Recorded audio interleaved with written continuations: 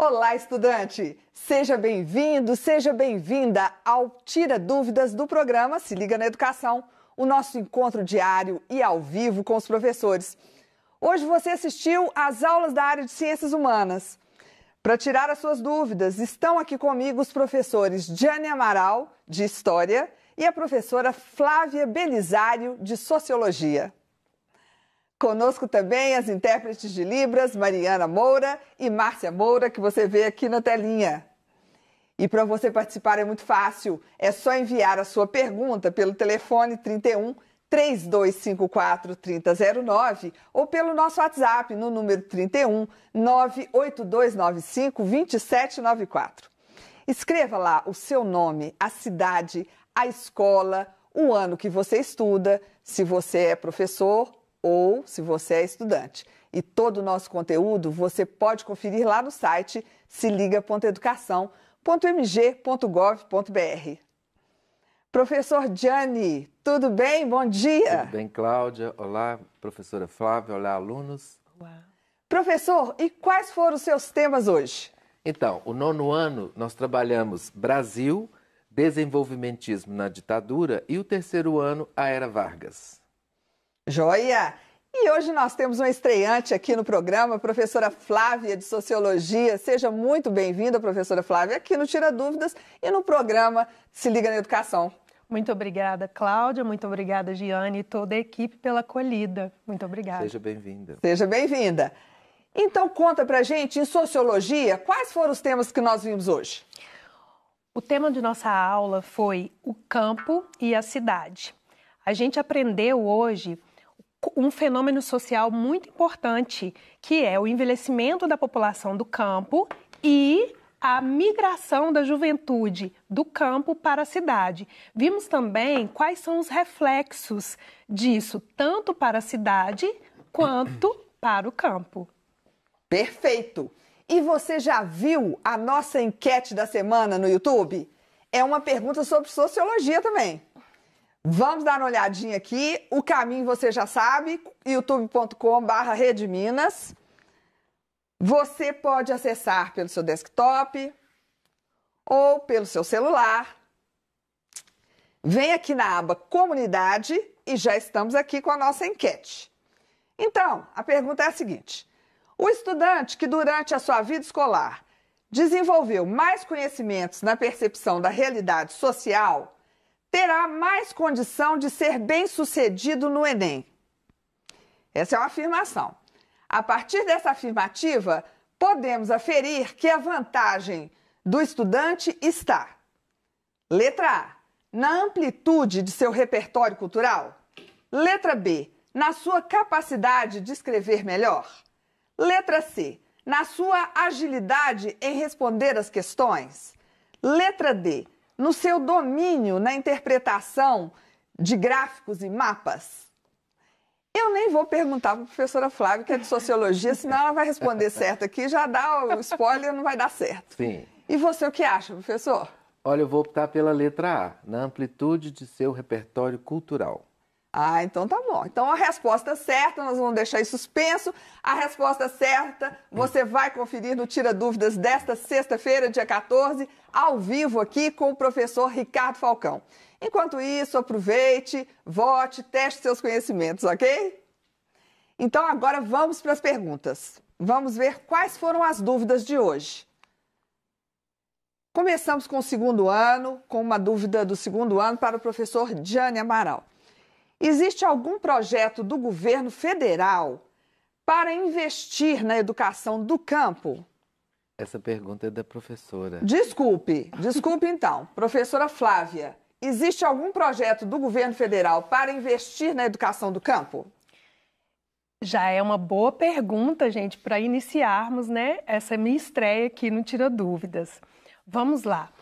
Nós sabemos que um dos motivos, e aprendemos isso na aula, um dos motivos que faz com que o jovem migre da cidade para o campo é a busca por maiores e melhores condições, oportunidades educacionais. Nós já sabemos disso. Agora, respondendo à sua pergunta, Sim, o governo federal lançou em 2011 o PRONACAMPO, Programa Nacional de Educação no Campo. Esse programa tem como objetivo elevar a educação do campo, considerando o contexto do campo, considerando a cultura, a realidade do campo. Tem também como objetivo qualificar e capacitar professores e todos os funcionários envolvidos aí na educação. E também desenvolver aí políticas de técnicas e financeiro também para os estados e municípios dedicarem aí em relação à educação no campo. Esse programa tem sido um divisor aí de águas em relação à educação do campo nas regiões rurais e também para as comunidades quilombolas. Porém, a gente ainda precisa avançar muito nessa questão, nesse aspecto, tanto a nível federal, estadual e municipal. Mais políticas públicas, né, professora? Exatamente, mais políticas públicas. E fazem a diferença, com certeza. E agora, professor Gianni, nós vamos responder ao Antônio, ele é lá de Contagem, já é formado, e pergunta para você o seguinte: qual foi o objetivo da ditadura militar no Brasil? Antônio, obrigado pela sua participação e também pela pergunta. Bom, ditadura militar no Brasil, foram 20 anos de ditadura militar, de 1964 a 1985. Como que a gente pode te responder no sentido de objetivo? Os militares tomaram o poder, a gente trata como um golpe porque não foi uma revolução, né? Foi um golpe porque ele foi armado aí, no parâmetro aí de quem já estava no poder, né? E o objetivo foi, sim, continuar desta forma aí o sistema capitalista governando, né? Não tendo nenhum tipo de opção para nenhum candidato se apresentar como proposto a governar o país, não houve esse momento, né? Então os militares tomam o poder e assumem o que seria algo transitório, fica por 21 anos. Perfeito, então. Um abraço para você, Antônio. Qualquer dúvida, mande para a gente aqui. Então vamos lá, ainda para você, professor Gianni, agora a pergunta é do 9º ano. Qual que é, então, o conceito de desenvolvimentismo? Então, 9º ano, desenvolvimentismo é uma teoria econômica que traz como missão melhorar, né, a economia interna de países mais, vamos dizer assim, frágeis economicamente. De que formas? Principalmente elevando as taxas de importação. Por quê? Porque a partir daí torna-se mais difícil importar produtos, o que vai fazer com que o mercado interno, de certa forma, tente consumir o que se tem no mercado interno, ou seja, o que é nacional, em detrimento do que é importado, do que é feito em outros países. Então, essa teoria econômica do desenvolvimentismo, ela está ligada na questão do fortalecimento da economia interna. Perfeito.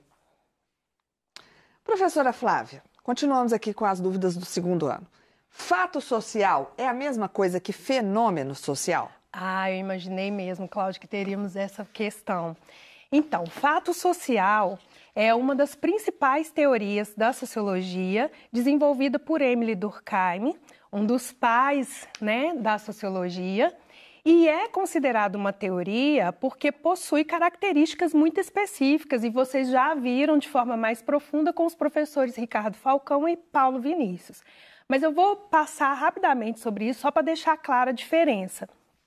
O fato social, ele possui uma característica chamada generalidade, ou seja, é aplicado a todos os indivíduos, a todos nós. Possui também uma característica chamada exterioridade, que se manifesta aí por meio fora da nossa vontade, fora da nossa consciência. E a terceira e última característica, que é a coercitividade, ou seja, aquela pressão exercida por meio de leis ou tradições que faz com que a gente tenha esse ou aquele comportamento. Para ilustrar, eu vou dar aqui um exemplo muito claro. O uso das roupas. A gente usa roupa de forma muito habitual, sem nem perceber muito. Porém, se alguém decidir andar nu, né, pelas ruas, essa pessoa será coibida, na forma da lei, a se vestir ou então vai responder legalmente pelo seu ato. Então, o uso das roupas é considerado um fato social. Professora, mas e fenômeno? Fenômeno social é um comportamento, são os comportamentos ou ações que os indivíduos têm dentro de grupos, levando em consideração aspectos culturais, aspectos tecnológicos, sociais e políticos. Então, essa é a principal diferença aí que a gente vê do fato social para o fenômeno social. O fenômeno social, ele é mais a questão do grupo tendo um tipo de ação? Exatamente. Um exemplo claro, só para ilustrar isso, é o advento das redes. Redes sociais, onde a gente interage uns com os outros, redes profissionais, até dei esse exemplo na aula, redes profissionais, onde a gente deixa currículos e as empresas vão ali e procuram os profissionais, redes de relacionamento, de paquera, enfim. O fenômeno social que são as redes é diferente, inclusive, do fato. É um comportamento ou uma atitude que a gente tem diante de alguma situação que é colocada para a gente. Interessante. Entendido. Terceiro ano. Professor Gianni, quais os fatores contribuíram para o fim da República do Café com Leite e o início da Era Vargas? Tranquilo. Então vamos lá. O fim da política café com leite, lembrando que política café com leite é alternância no poder de presidentes, ora mineiros, ora paulistas, né? O Washington Luiz, em um determinado momento aí, ele vai interromper essa alternância, optando por Júlio Prestes, que foi eleito, e os mineiros aí vão ficar insatisfeitos, porque não era o pacto do café com leite, né? O pacto era exatamente esta alternância. Então, quando Washington Luiz rompe este pacto, os mineiros vão apoiar, né, um candidato lá do Rio Grande do Sul, que é Getúlio Vargas, que é a partir daí que ele vem, então, né, a partir do golpe de 1930, e acaba sendo o presidente à época. O presidente eleito? Não. O presidente que foi colocado lá, né, a partir de todo o golpe, toda a estrutura que foi cancelada das antigas oligarquias cafeeiras se alternando no poder para o novo modelo agora, né, com Getúlio Vargas na presidência. Certíssimo. Segundo ano, professora Flávia, como ficar sem Wi-Fi e sem redes sociais morando na roça? Queridos estudantes, pessoal aqui do estúdio, Difícil, a gente né? tem que ter muito cuidado com as generalizações, com os termos que a gente usa, porque eles podem trazer uma conotação depreciativa, colocando pessoas ou lugares numa condição inferior. Mas, respondendo à sua pergunta, sim, infelizmente ainda existem muitas áreas do campo, áreas rurais, que não possuem acesso à internet. Inclusive, isso precisa ser alvo de políticas públicas nas 3 esferas do governo, federal, estadual e municipal. Mas também, em contrapartida, existem sim algumas regiões que possuem acesso à internet. E também a gente tem o sinal da televisão, que ajuda também, né? Inclusive, sinal do rádio. Inclusive, Cláudia, eu acredito que, não sei, né, se é um aluno do segundo ano, provavelmente é um aluno aí na faixa dos seus 15, 16 anos, eu acredito que a juventude, ela precisa dar voz e força para reivindicar, inclusive, melhores condições e qualidade de vida no campo também. Com certeza. Sim. Terceiro ano, professor Gianni, do ponto de vista político e econômico, o que mudou no Brasil a partir de 1930? Tranquila pergunta. Para a gente falar do que mudou no Brasil a partir de 1930, nós temos que nos reportar à crise de 1929 do mundo capitalista, né, a quebra da Bolsa de Nova York, o craque da Bolsa de Nova York, Isso vai trazer reflexos para o Brasil. Em que sentido? Os estadunidenses eram o nosso maior comprador do nosso único produto de exportação, que era o café, né?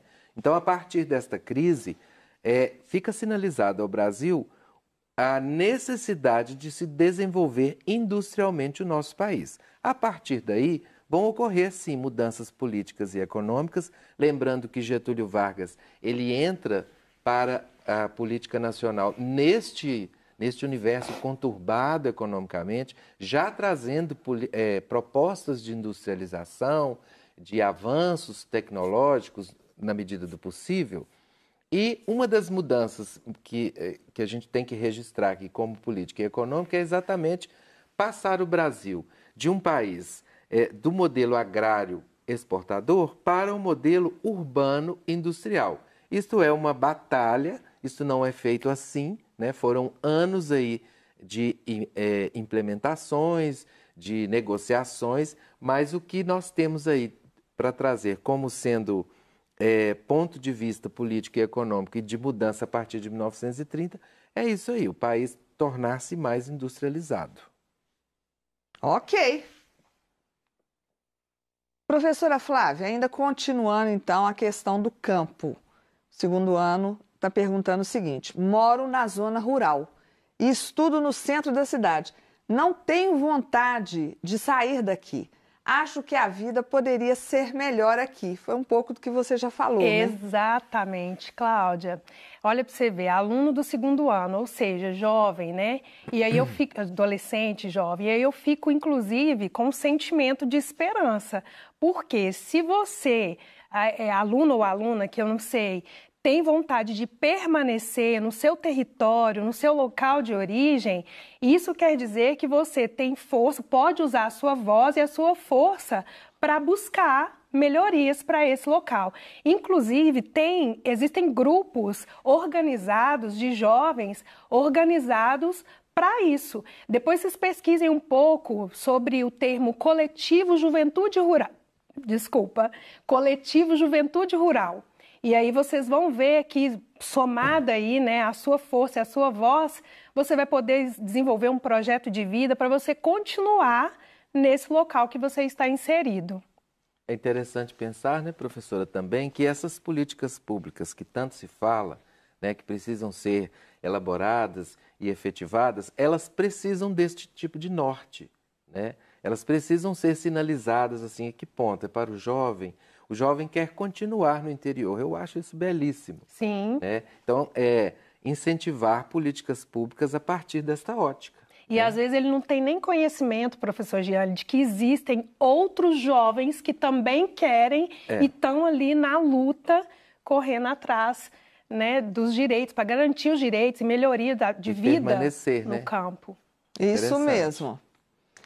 Então vamos para a última pergunta desse bloco. Para o professor Giane, ainda a pergunta do 9º ano. A partir de quando o Brasil começa a se preocupar em desenvolver a sua industrialização? Nós temos um minuto. Até falei na última questão que eu respondi. A partir da crise de 1929, quando o Brasil se viu um país com um único produto de exportação, um país agrário exportador, né? E o comprador principal entra em crise econômica, a partir daí fica sinalizado ao Brasil o seguinte: você precisa se industrializar para oferecer produtos diversificados para que não aconteça novamente o que aconteceu na crise de 1929. Vamos para o break. No próximo bloco estarão conosco os professores Rodrigo Barbosa, de Geografia, e a professora Tassiana Brasil, de Ensino Religioso. Professor Giane, professora Flávia, muito obrigada pela presença aqui hoje. Cláudia. Obrigada, Cláudia. Alunos. Obrigada, Giane, estudantes. E você, estudante, pode enviar as suas dúvidas para a gente, pelo telefone ou pelo WhatsApp. Segura aí que já voltamos.